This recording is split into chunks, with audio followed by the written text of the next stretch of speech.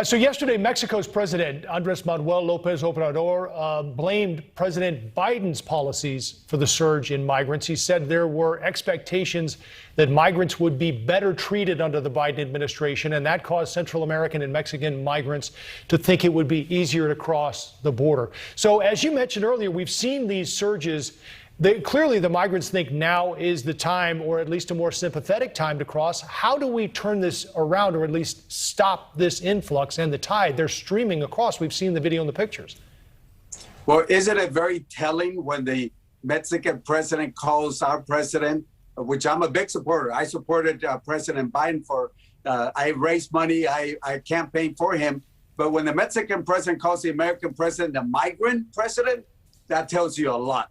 And I think what's happening is, in order to show this more humane approach, different from what President Trump did, separating kids, that was horrible what President Trump did.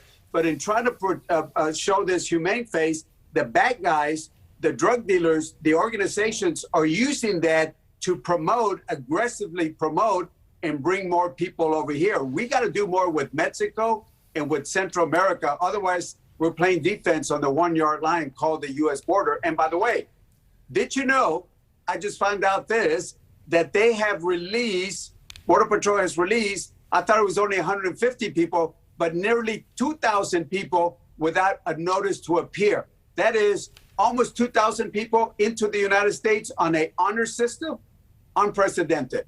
How many more of those do you think might be the case that you haven't heard about? Well, I get my numbers from the folks on the men and women on the ground, which I have their backs, and that's what they're telling. We have no choice.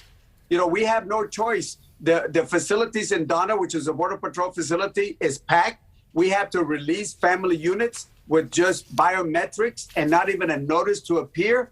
We have no choice. They have no choice because they're overloaded, and the more people come over, and the faster we process this, it's going to entice more people to come over. My question is, what's the end game? If you think about it, that should be it. What is the end game? How many more are we going to let in? What are we going to do?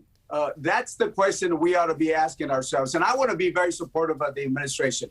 I stand with the administration 100%, but I think they can do better in this particular issue. Well, they will be asked for sure at this news conference tomorrow, and one wonders if the optics on appointing the vice president might have been a way to at least give people the idea that there are changes afoot at the border. We'll learn more tomorrow for sure. Listen, Representative Henry Cuellar, again, I know you are very busy. We appreciate your time, and come back and visit again, would you? Let's do it again. We'll tell Chuck Rocha we'll do it again. All right, sounds good. I look forward to it. Take care.